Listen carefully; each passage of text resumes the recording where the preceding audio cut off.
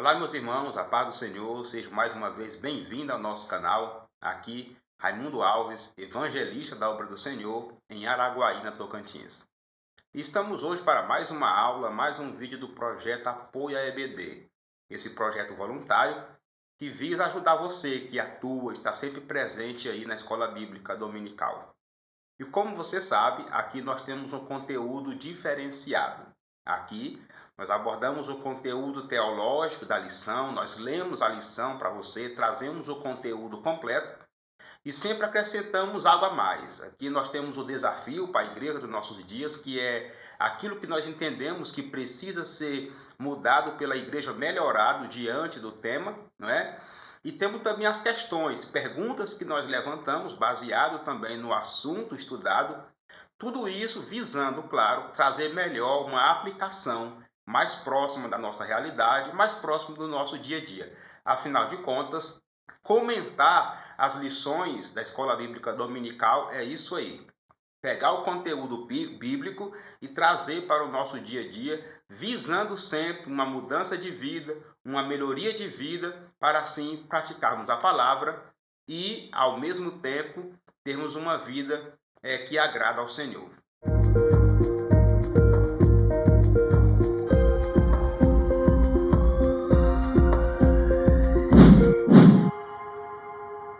Eu sempre peço aqui no início, se você não for inscrito, por favor, se inscreva no nosso canal. Você pode dar o like, você pode clicar no sininho para ser avisado a próxima vez que tiver mais uma aula, né? Mais uma lição para a gente estudar. E você pode também compartilhar, tá? Quando você compartilha, você nos ajuda. Você publica o nosso material, você informa para outras pessoas desse conteúdo voluntário e abençoado para os irmãos que estão aí na missão da EBD, não é? Professores, alunos, curiosos, pastores, superintendentes. A ideia aqui é trazer esse reforço escolar, esse reforço pedagógico, esse reforço teológico para aprendermos a lição e também podermos ministrar uma boa aula na nossa igreja. E nesse trimestre estamos aí com esse assunto abençoado, que é a supremacia das Escrituras. Nós estamos iniciando esse novo trimestre em 2022. Estamos também iniciando um novo ciclo, não é, da CPAD, um novo ciclo das revistas, e esse assunto veio na hora certa. Estamos estudando sobre as Escrituras, não é? A supremacia das Escrituras, que é a Bíblia Sagrada, que é o nosso livro magno, né? Nosso livro supremo, em regra de fé e prática. E hoje, mais uma lição baseada na Bíblia, né? Mais uma lição sobre a palavra de Deus. E na lição de hoje, meus irmãos, vamos estudar que a Bíblia transforma as pessoas. De certa forma, essa lição de hoje é uma continuidade, é um complemento da lição do domingo passado. Porém, aqui teremos algumas abordagens diferentes.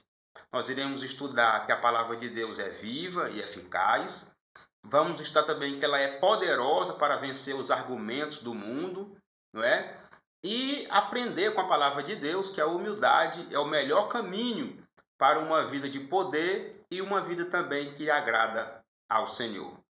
Ela está estruturada dessa forma, seus tópicos e seus subtópicos estão aí divididos para que a gente possa trilhar esse caminho e no final da aula de hoje entender como que a Bíblia transforma as pessoas. Eu sempre digo que é de extrema importância a gente conhecer a estrutura da lição. Inclusive, no segundo tópico dessa lição, está dividido em 4 subtópicos. Então, requer aí um cuidado, não é? Para que não demore demais em alguns e assim a gente possa perder aí o tempo, não é? Falando demais em um tópico e deixando o outro de lado. O certo é que nós iremos estudar, mais uma vez, sobre o poder transformador da palavra de Deus na vida das pessoas. E assim, nós iremos começar pela introdução, porque é nela que temos contato com os primeiros argumentos do autor. Aqui o autor já nos direciona a que caminho nós teremos que percorrer para estudar a lição de hoje. A Bíblia é de origem divina. Seu autor é o único Deus vivo e verdadeiro.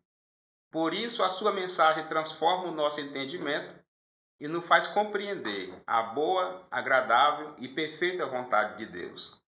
Nesta lição, veremos que a Bíblia é viva e eficaz, transpassa o interior do ser humano, tal qual uma espada, anula os conselhos do mundo e nos capacita a viver em humildade diante de Deus. O autor inicia aqui a introdução abordando que a Bíblia é de origem divina. Deus é o autor da Bíblia. E como Deus é o autor da Bíblia, ela é poderosa, ela é viva e ela é eficaz, não é? Poderosa porque Deus é poderoso, e viva porque Deus é vivo, né? O nosso Deus é eterno, e é eficaz porque realmente ela consegue produzir o resultado esperado na vida daqueles que têm acesso a ela, a ouve e pratica a palavra de Deus. E o autor aborda aqui também alguns dos efeitos da palavra de Deus em nós. Ela produz vida, ela é eficaz na nossa vida, ela penetra a nossa vida como uma espada, né? Ela entra dentro de nós, ela vai dentro das nossas divisões, da nossa alma, do nosso espírito. E assim produz bons resultados. Dentre eles, uma vida de humildade, que realmente agrade a Deus, que realmente agrade ao Senhor. E isso é o que importa, não é? O que mais importa é sermos crentes com uma vida cristã, com uma espiritualidade que realmente agrada ao Senhor. E a gente consegue isso pelo poder espiritual, pelo efeito espiritual da palavra de Deus na nossa vida. Então é isso aí, o que temos aqui na introdução é essa pequena abordagem, não é? E é mais ou menos por esse caminho que nós iremos percorrer na aula de hoje. São 3 tópicos, e esses 3 tópicos nos direcionam aí, nos conduz nesse caminho para a gente entender nessa aula como, porquê e qual o resultado da transformação da palavra de Deus na vida das pessoas. Meus irmãos, chegamos agora no primeiro tópico. E o propósito aqui é a gente estudar que a Bíblia ela é a viva palavra de Deus. Nós iremos aqui conhecer alguns argumentos por que a Bíblia é considerada palavra de Deus, por que ela é viva e por que ela é eficaz. A palavra de Deus é viva e eficaz. Os israelitas não entraram em Canaã por negligenciar a palavra de Deus.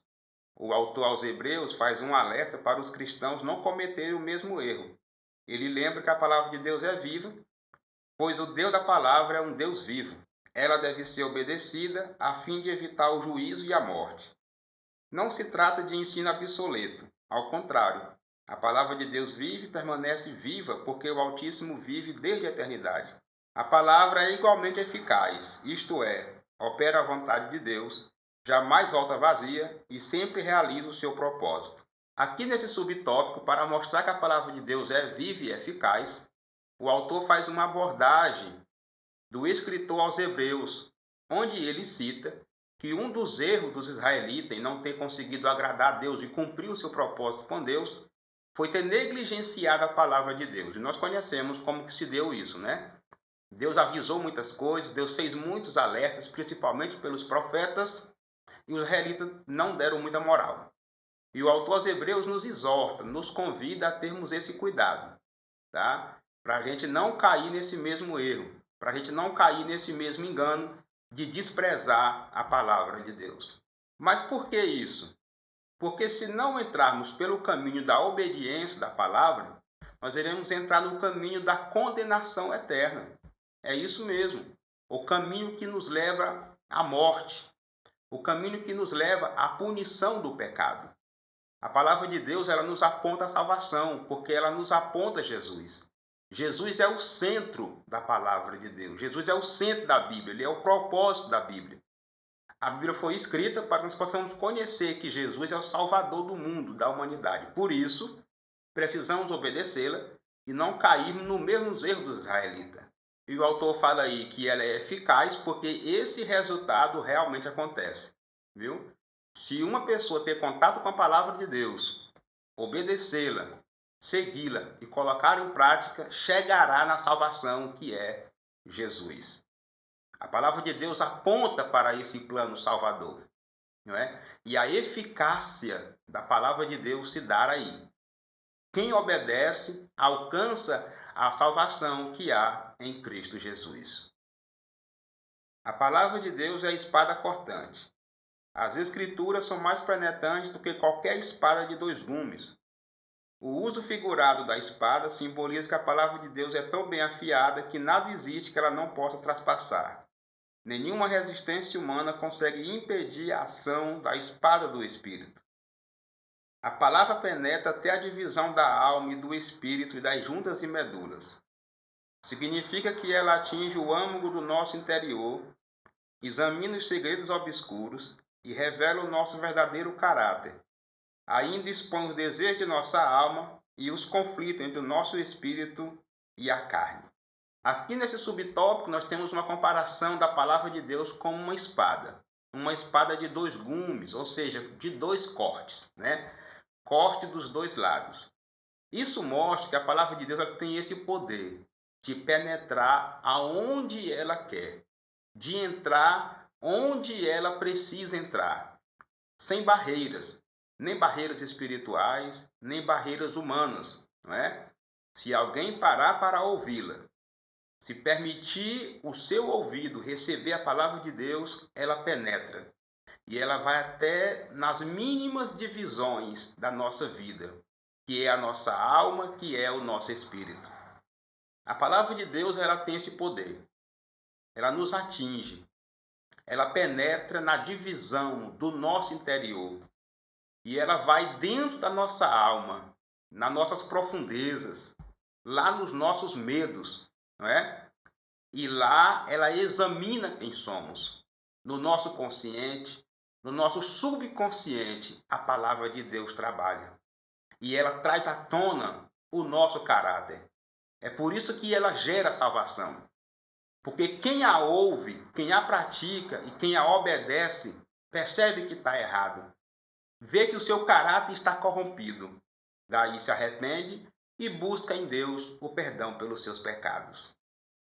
Esse é um dos efeitos da palavra de Deus como espada. Ela entra cortando sem limite, não é? E mostra para o ser humano quem realmente ele é. A palavra de Deus é apta para discernir. A mensagem bíblica é apta para discernir os pensamentos e intenções do coração. Nada está imune ao discernimento da palavra de Deus. Até os nossos pensamentos mais íntimos e as nossas motivações mais espúrias são desvendadas. Os pecados escondidos são revelados. A hipocrisia e a rebeldia são desmascaradas. Coisa alguma pode ser escondida de Deus. Toda a verdade é exposta aos olhos daquele com quem temos de tratar. Portanto, se o nosso coração se rende à palavra, seremos salvos. Porém, se o endurecermos, tal qual os israelitas, a palavra nos julgará e, por fim, nos condenará. Aqui nesse subtópico, nós temos um complemento do subtópico anterior, mas mostrando agora o poder da palavra de Deus para discernir, né, para desvendar, para perceber e mostrar aquilo que está errado. A palavra de Deus, ela penetra dentro de nós, ela nos confronta, ela nos cerca, ela nos joga no espelho quem realmente nós somos, não é? E aí nos deixa pronto e preparado para sermos tratados. Ela discerne, ela mostra o que é certo e o que é errado para as nossas vidas. Quando damos ouvido à palavra de Deus, nós temos esse poder de discernir agora o que é o certo e o que é o errado. E nesse discernimento nós percebemos os nossos erros, percebemos os nossos pecados. E numa palavra, meus irmãos, numa pregação realmente guiada pelo Espírito Santo, isso acontece. Porque o papel do Espírito Santo na hora da pregação da palavra é tratar com os ouvintes, é tratar com quem está ouvindo. Às vezes, alguns até se ferem, se machucam, achando que alguém falou alguma coisa, contou alguma coisa da vida dele para o pregador. Mas a verdade é que alguém contou, e esse alguém é o Espírito Santo. E é por isso que na pregação da palavra, ouvindo a palavra, há transformação de vidas, à mudança de vidas. E daí vem a decisão do ouvinte. Se endurecer o coração, a condenação é certa. Como muitos estão por aí condenados, às vezes até vão na igreja, ouve a palavra, ouve a pregação, mas não quer mudar de vida. Agora, se abrirmos o nosso coração para a palavra e obedecer a palavra de Deus, assim como nós ouvimos, como ela existe que é, alcançaremos a salvação em Deus, pois estaremos assim cumprindo com a vontade do Senhor, entrando no seu plano salvador, crendo em Jesus, o Salvador da humanidade. O desafio para a igreja dos nossos dias, baseado nesse tópico, é desprezo ao lado espiritual da Bíblia. Meus irmãos, nós estamos aqui estudando sobre alguns benefícios espirituais de transformação da Bíblia na vida das pessoas. Porém, muita gente rejeita esse lado espiritual da Bíblia, não é? E passa a tratá-la simplesmente como um livro comum. Esse é um desafio para os nossos dias. Primeiramente, isso se dá devido a uma crença unicamente material sobre a Bíblia. Muitos só querem olhar para a Bíblia como um livro comum, procurando quem foram os seus autores humanos que escreveram, alguma divergência que pode acontecer, algum desencontro de informação, algum desencontro de datas, algumas coisas para tentar justificar a Bíblia como um livro que tem erros ou simplesmente um livro comum. E isso caracteriza esse desprezo ao lado espiritual da Bíblia. Um outro fator que leva a isso, meus irmãos, é porque a palavra de Deus incomoda. A palavra de Deus ela gera um incômodo naqueles que estão numa vida errada. Ela nos confronta, ela penetra a nossa alma e ela mostra que a pessoa está errada. Ela mostra qual é o erro da pessoa. E a maioria das pessoas hoje, até mesmo dentro da igreja, não gosta disso. Não gosta quando os seus erros são apontados. Querem ter uma vida aí pela sua vontade, pelo seu bel prazer. E às vezes se acha no dever ou no direito de desprezar esse lado espiritual da Bíblia, que é Deus que está falando com ela. Alguns apelam, falam que é simplesmente artimanha do pregador, outros falam que é simplesmente um livro feito por mão de homens, mas o certo é que muita gente rejeita a autoridade da Bíblia para não mudar a sua vida. Percebeu que está errado, percebeu que a Bíblia o incomodou, o confrontou, mas ele prefere tratar como um livro comum, como um livro qualquer. E isso, infelizmente, está presente também no nosso meio. A primeira questão, baseada no tema de hoje, é como entender o lado divino da Bíblia, né?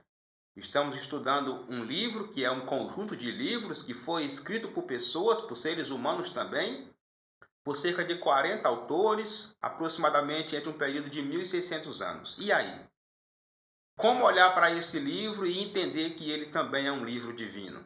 A primeira dica é você observar a história dos escritos da Bíblia, não é? A própria história, como ela foi escrita, a sua diferença cultural, sua diferença linguística e a sua preservação já dá para a gente entender que é um livro fora do comum. É um livro espiritual, é um livro que foi guardado e protegido por Deus, porque Deus é o seu autor, não é? Quando pegamos todo o histórico da escrita da Bíblia, tudo porque esses escritos passaram e hoje nós já temos em nossas mãos hoje, não é? É realmente um milagre de Deus. E uma outra dica para entender o lado divino da Bíblia é observar o seu poder de transformar vidas, de transformar pessoas. Como já vimos aqui, ela é viva e eficaz, ela é como uma espada penetrante. Quem a ouve, a palavra de Deus entra e muda e transforma. E nós vemos isso presente em muitas pessoas. Então a Bíblia não é um livro qualquer, ela é um livro divino. É um livro vindo de Deus para transformar nossas vidas.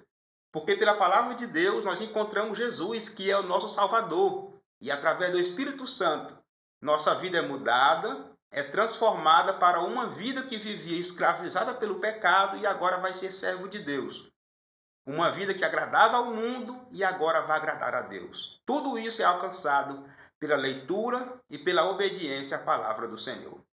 Como recurso pedagógico, mostre exemplos na Bíblia ou no dia a dia de efeitos bons da palavra de Deus na vida das pessoas, de atitudes corretas, de exemplos bons, de coisas boas que aconteceram depois que as pessoas tiveram contato com a palavra de Deus.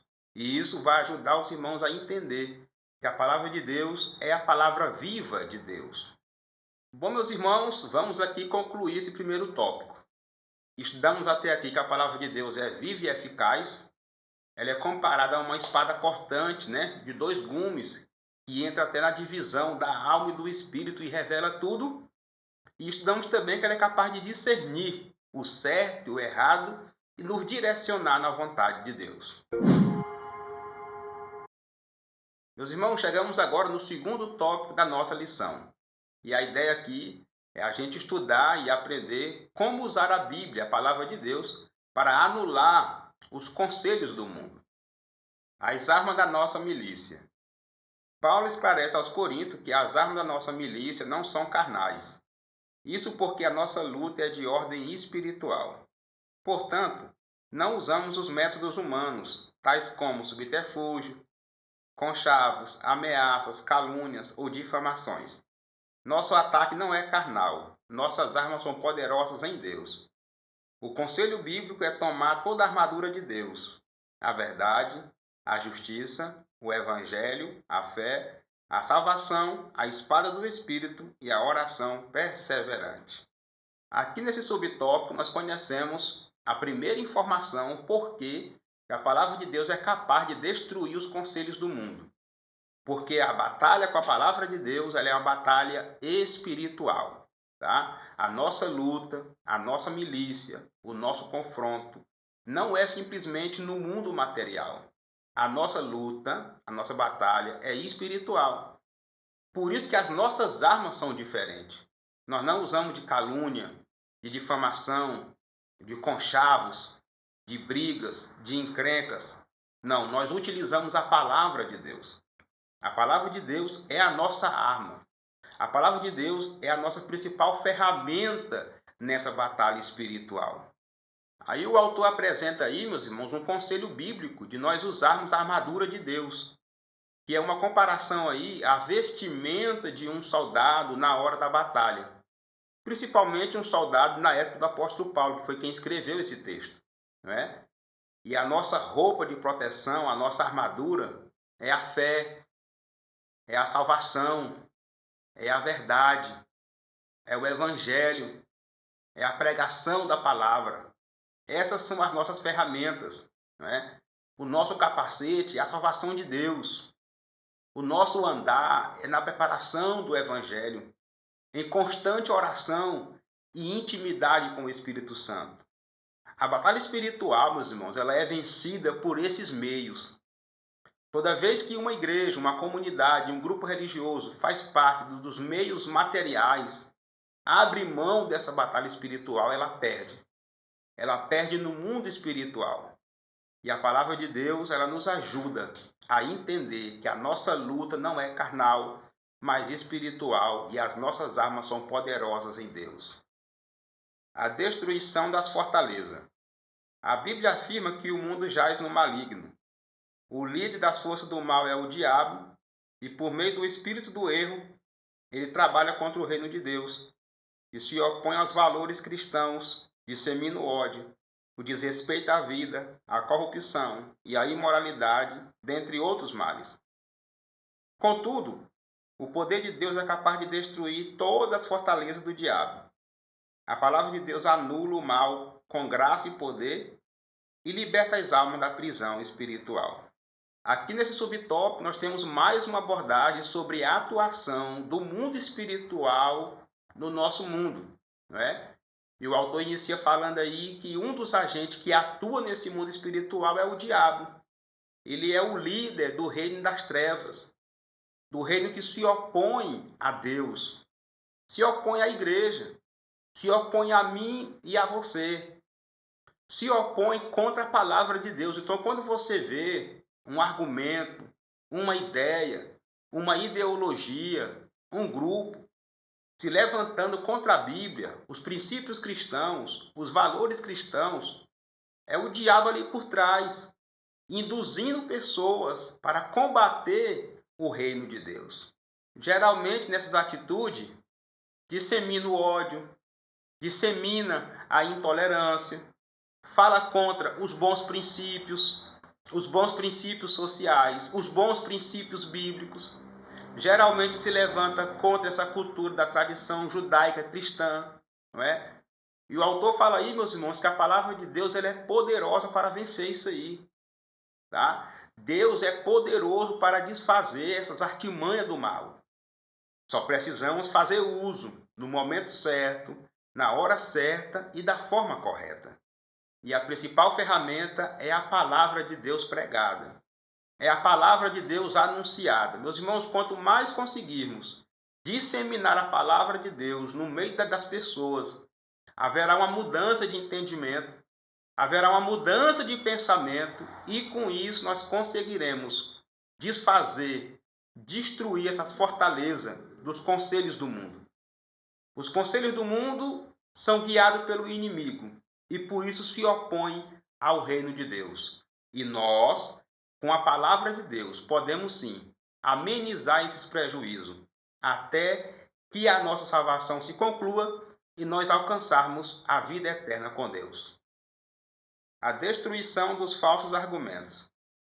A Escritura diz que o poder de Deus também destrói os conselhos, os raciocínios falaciosos, que são premissas falsas usadas para afastar as pessoas da verdade. Se aplica às ideologias anticristãs, entre elas o ateísmo, o relativismo, o secularismo, o marxismo e as heresias que contradizem a mensagem da cruz.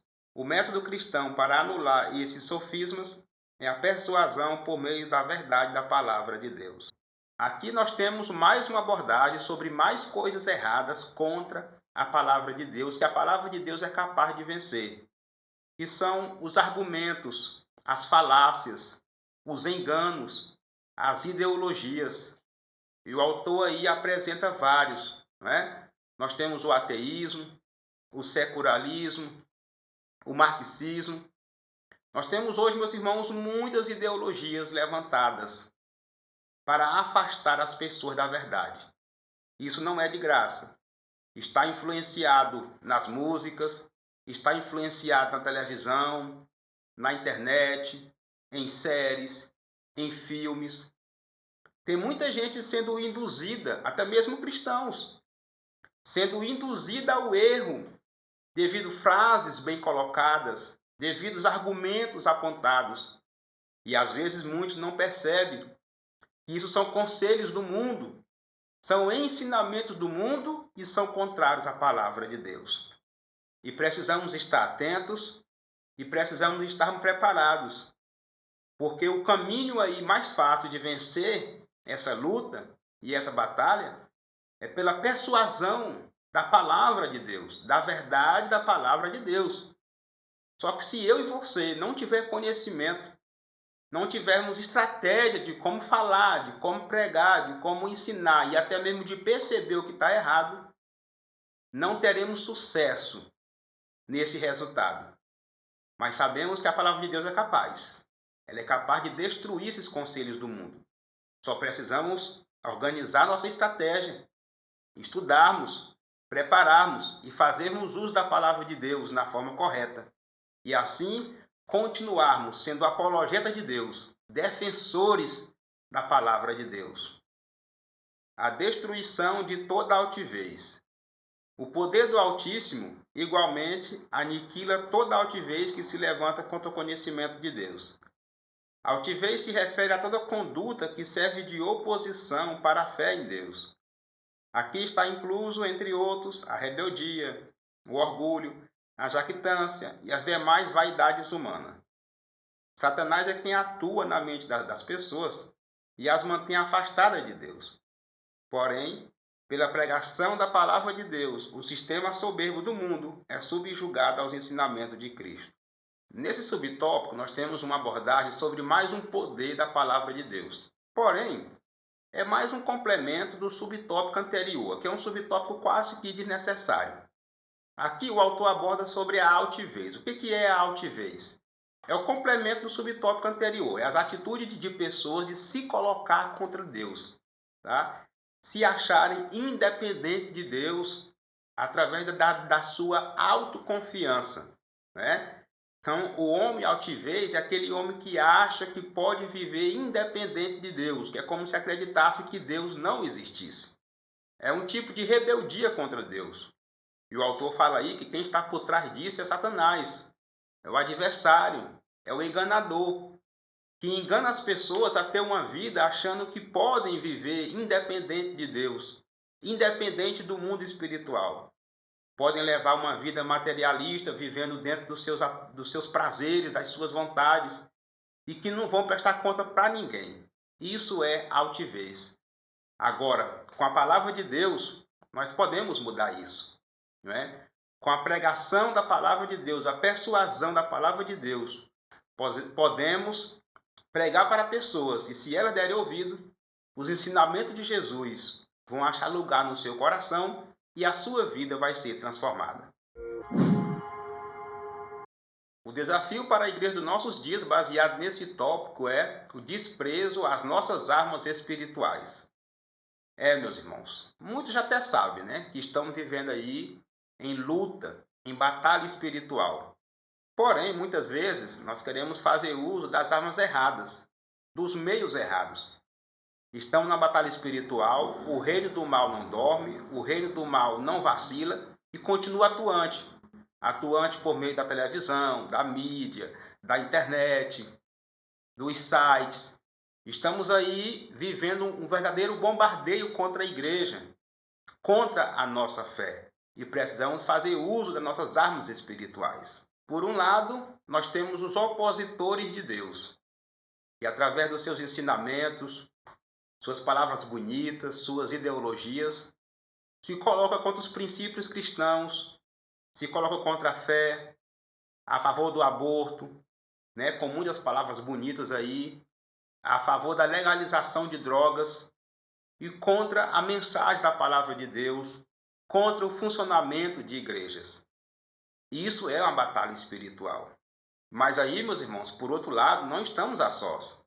Nós temos Deus do nosso lado, temos o Espírito Santo, temos a oração, temos a comunhão com Deus, temos a palavra de Deus conosco, que é a nossa principal ferramenta, e temos o nosso intelecto, a nossa inteligência, para usar também da palavra de Deus, para rebater esses maus, nessa batalha espiritual que nós estamos. Então precisamos sim fazer uso dessas armas espirituais, o jejum, a oração, a comunhão, a intimidade com o Espírito Santo, mas também o conhecimento da palavra. Estudar, melhorar os nossos argumentos, para que assim possamos estar vitoriosos nessa batalha espiritual até a volta do Senhor. E a solução, meus irmãos, para esse desafio é compreendermos e aceitarmos que estamos na batalha espiritual e que a nossa principal ferramenta é o jejum e a oração, mas também o uso da palavra. É pela pregação, pelo conhecimento da palavra, que nós iremos continuar vencendo nessa batalha espiritual os conselhos do mundo, as ideologias pecaminosas e contrárias à palavra de Deus. Como recurso pedagógico, você pode apresentar para a igreja uma lista ou um conjunto de princípios ou conselhos, né? Bons conselhos bíblicos para o mundo, tá? Para mostrar que realmente o reino de Deus, com a palavra de Deus, faz bem para a humanidade. Fazendo assim, os irmãos vão entender como que a palavra de Deus pode vencer, pode mudar o mundo e vencer esses conselhos malignos que dominam a humanidade hoje. E assim, meus irmãos, podemos concluir o que nós estudamos nesse tópico. Nós estudamos até aqui que nós estamos envolvidos numa luta espiritual, não é uma luta carnal. E nessa batalha, a palavra de Deus é a nossa principal aliada, né, para desfazer as obras do mal, as fortalezas, destruir os conselhos do mundo, esse espírito de altivez, de se levantar contra Deus, tudo isso, claro, dominado pelo maligno. Meus irmãos, chegamos agora no terceiro tópico da nossa lição, e o propósito aqui é conhecermos um dos principais efeitos da palavra de Deus na nossa vida, que é nos tornar humilde, né? Iremos conhecer o relacionamento aqui da palavra de Deus com a produção da humildade na nossa vida. Deus aborrece a soberba. Deus resiste aos soberbos, dá, porém, graça aos humildes. Isso indica que Deus abomina os arrogantes que confiam na sabedoria humana e rejeita os preceitos divinos. Por isso Tiago exorta: sujeitai-vos, pois, a Deus e humilhai-vos perante o Senhor. Essas expressões querem dizer obedecer ao Todo-Poderoso. Quando nos achegamos a Deus, Ele se achega a nós, nos liberta da sabedoria terrena e diabólica e nos agracia com a sabedoria que vem do alto. Em vista disso, a bênção plena de Deus é concedida aos humildes que são transformados pela palavra do Altíssimo. Quem são os soberbos? Os soberbos são aqueles que confiam na sua sabedoria, no seu entendimento, né? Se apega simplesmente à sua sabedoria humana, ao que sabe. E mais uma característica, rejeita os princípios divinos. Afinal de contas, ele confia só nele, confia só nos seus ensinamentos, confia só no seu peito. E abre mão dos princípios da Bíblia, dos princípios bíblicos, dos princípios cristãos.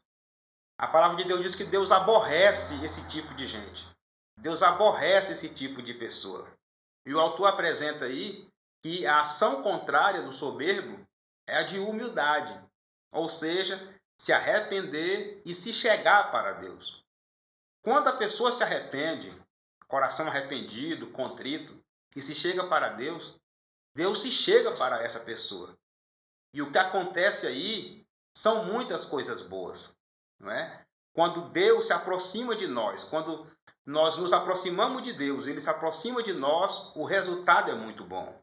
O autor fala aí que Deus se aproxima de nós e nos liberta dessa sabedoria, que é uma sabedoria diabólica, satânica. Essa sabedoria que quer nos levar a viver sem Deus. Deus nos liberta e Deus nos dá agora a sua sabedoria, a sabedoria do alto, a sabedoria que é dele. Só que essa sabedoria ela produz em nós um efeito diferente do mundo, né? Da sabedoria do mundo, porque ela vai nos tornar humildes. A sabedoria de Deus ela nos transforma na humildade para termos uma vida que realmente agrada ao Senhor. Cristo é o nosso exemplo de humildade. Cristo não teve por usurpação ser igual a Deus, mas aniquilou-se a si mesmo, tomando a forma de servo. Ele deixou a sua glória, humilhou-se para submeter à vontade do Pai e foi obediente até a morte e morte de cruz. Cristo novamente agiu com humildade ao lavar os pés dos apóstolos. Na ocasião, ele diz que devemos aplicar esse mesmo princípio em nosso viver. Esse é o padrão de conduta para os cristãos.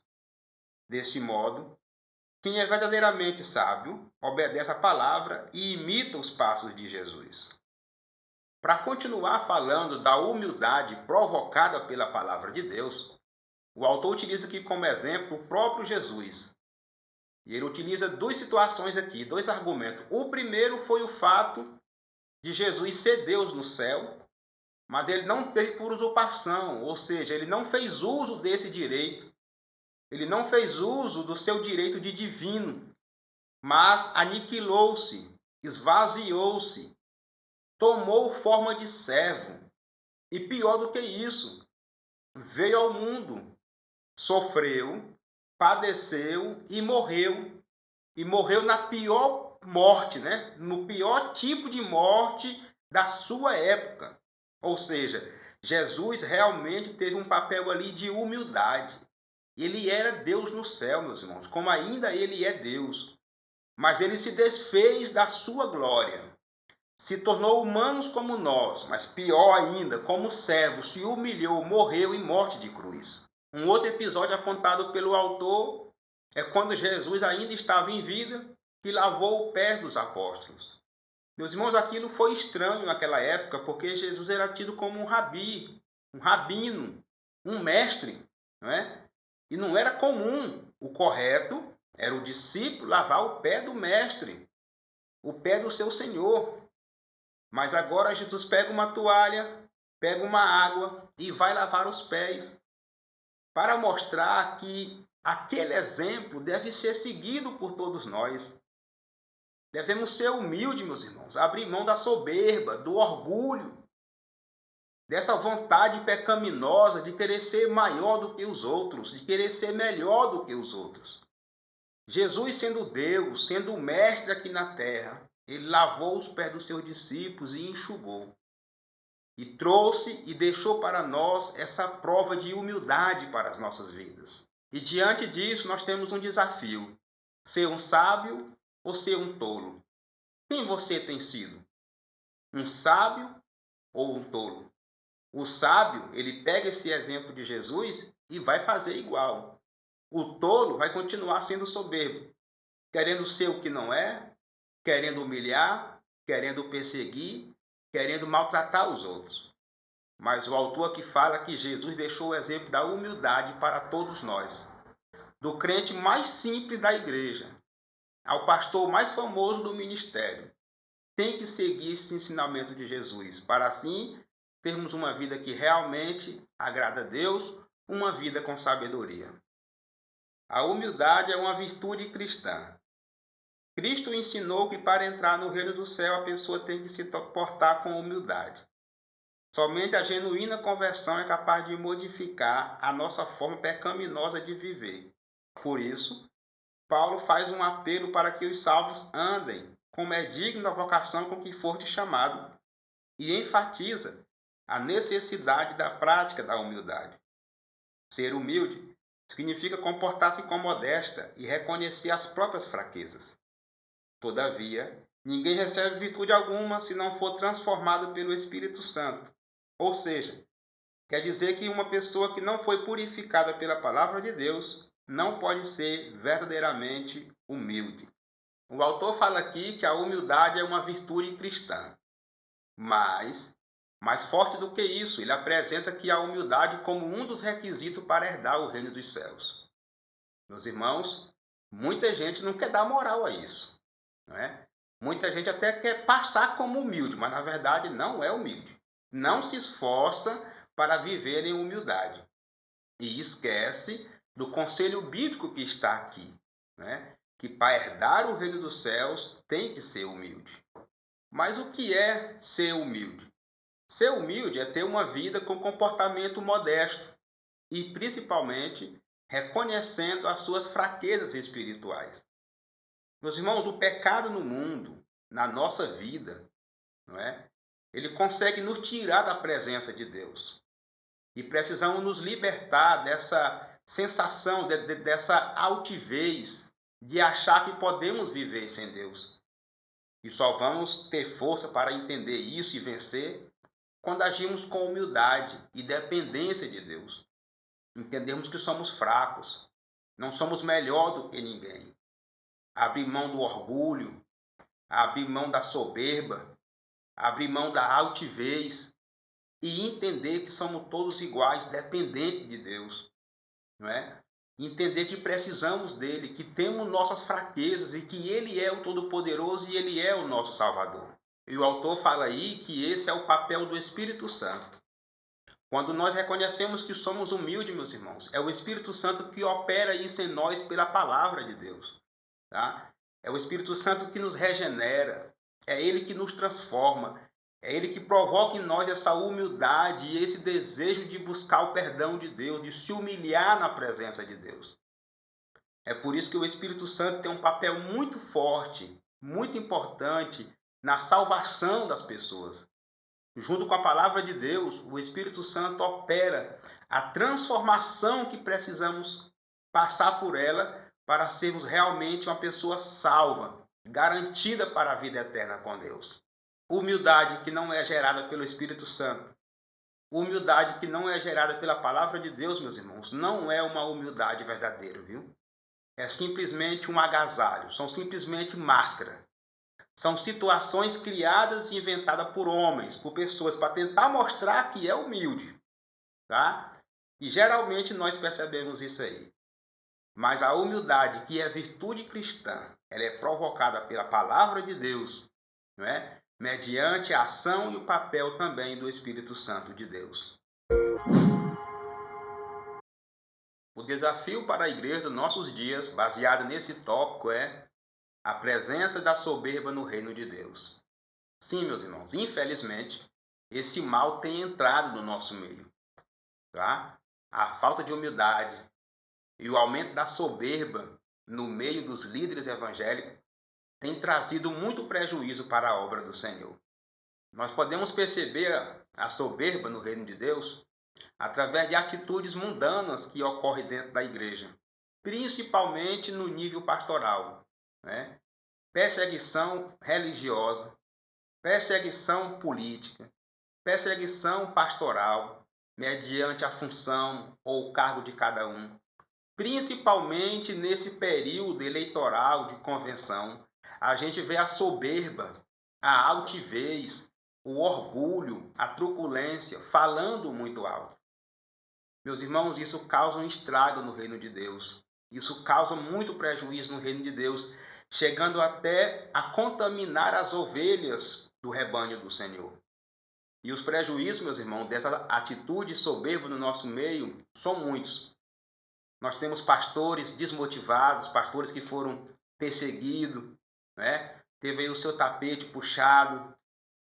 Nós temos perdido pastores para outros ministérios devido a atitudes erradas de pessoas soberbas que fazem parte de mesa A, de mesa B, de mesa de diretora, que é secretário disso, que é tesoureiro daquilo, não é?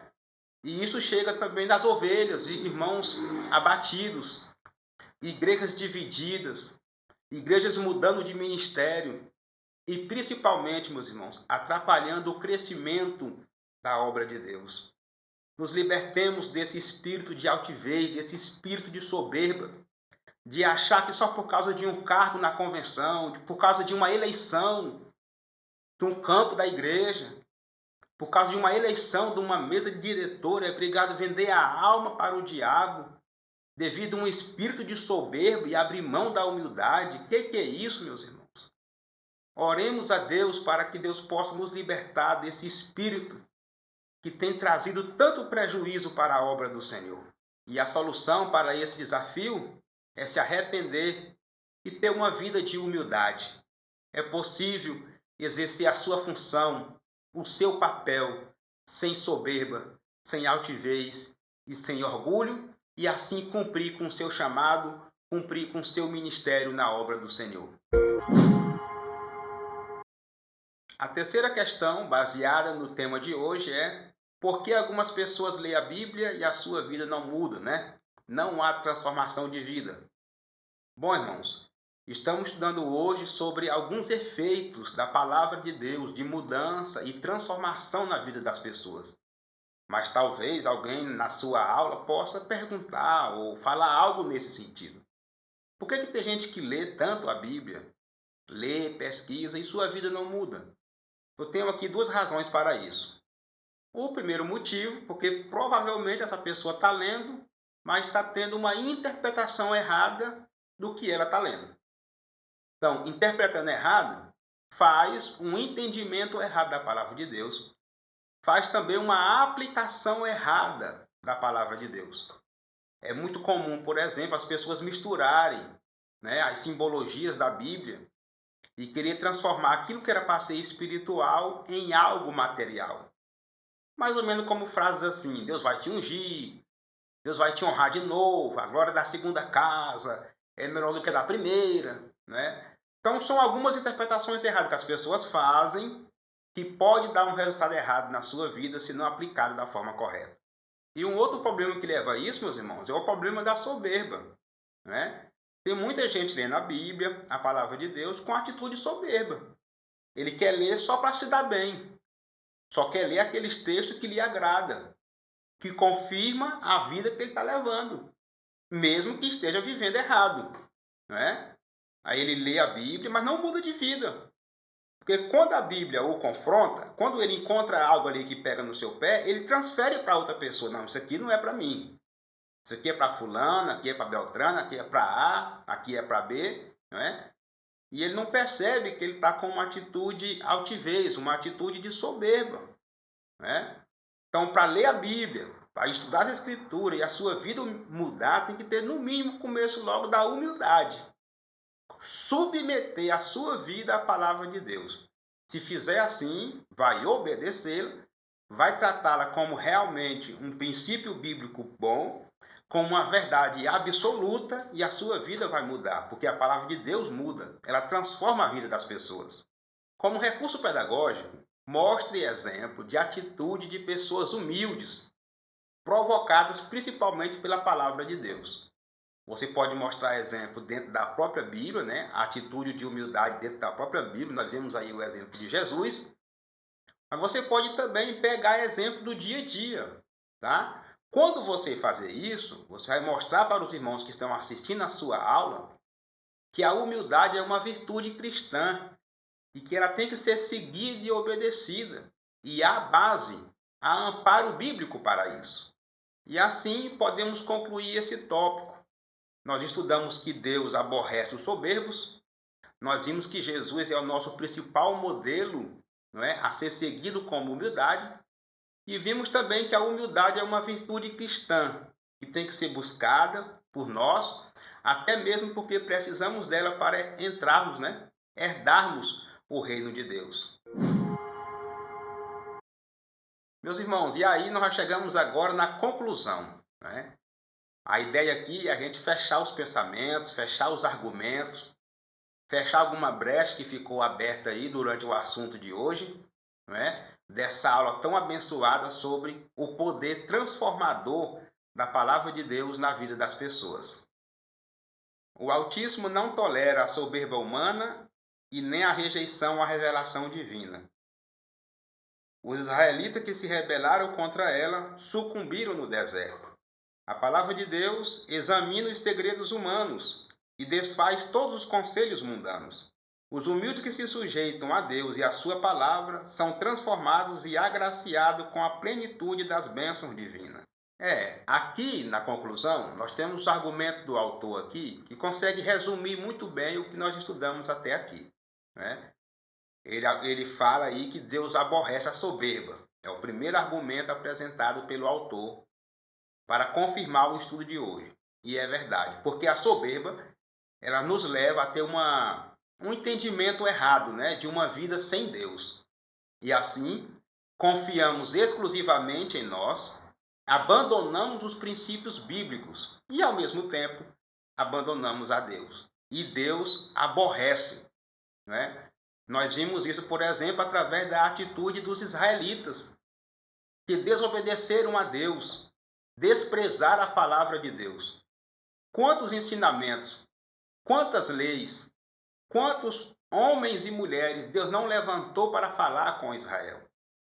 E Israel rejeitou a palavra de Deus, desprezou a palavra de Deus.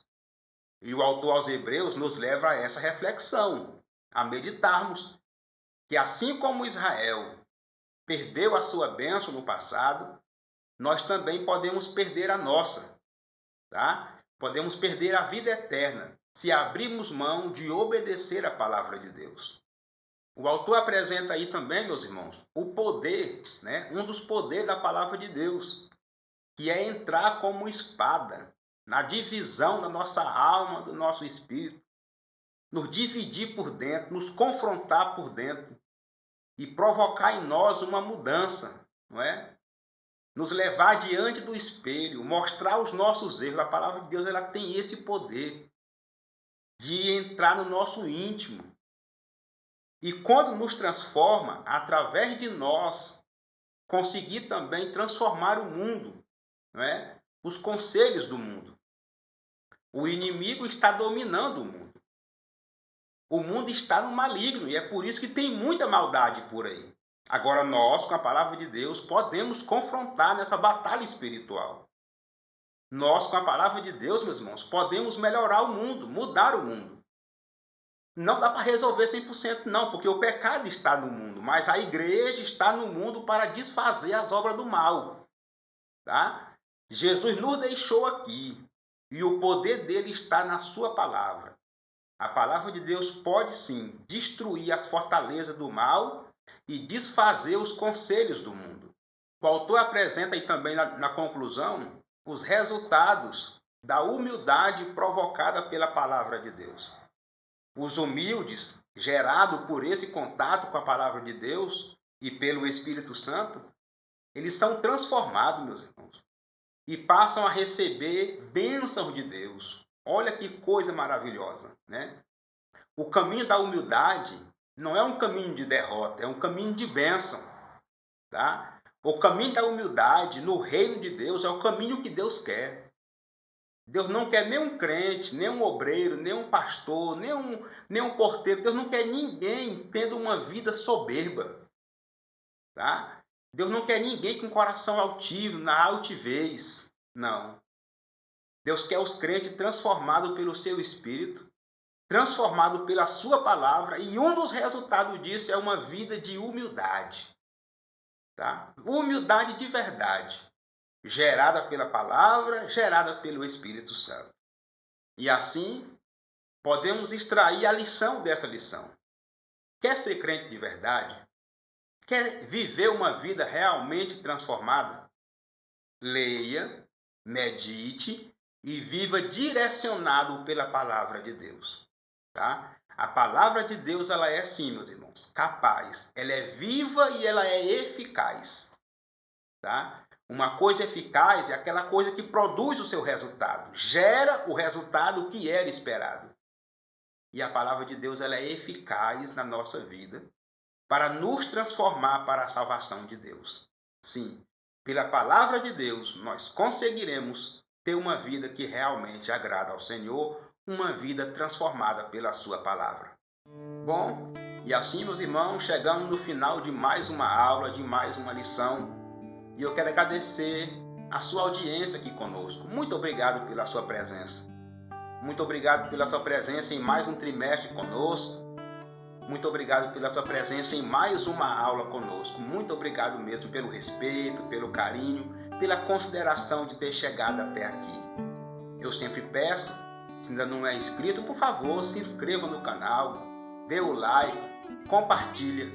Olha, quando você compartilha, você faz aí uma corrente do bem, uma liga do bem, informando aos irmãos que tem aqui um crente, um assembleano aqui de Araguaína, aqui do Tocantins, ajudando os irmãos a entender a lição, ajudando os irmãos a ensinar a palavra de Deus. Afinal de contas, esse é o meu simples papel aqui, tá? Ser usado por Deus nesse dom do ensino. Estamos aí presentes nas redes sociais, estamos no Facebook, onde sempre estamos fazendo ali algumas postagens sobre o conteúdo da lição. Tem também o nosso Instagram, postamos também semanalmente ali informações, dicas e partes dessa aula. E tem também o nosso WhatsApp, caso você precise e queira entrar em contato conosco.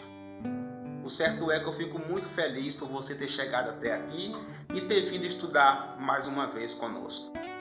Se você for ministrar essa aula, o meu desejo, o desejo do meu coração é que o Espírito Santo te guie, que o Espírito Santo te ilumine. Leia, pesquise, busque, anote, mas também ore. Busque direcionamento do Espírito Santo, porque é Ele que cuida da igreja e Ele vai te usar com as palavras corretas. Amém? Que o Espírito Santo te use, que Ele te ilumine. Se for da vontade de Deus, até a próxima aula, até a próxima lição.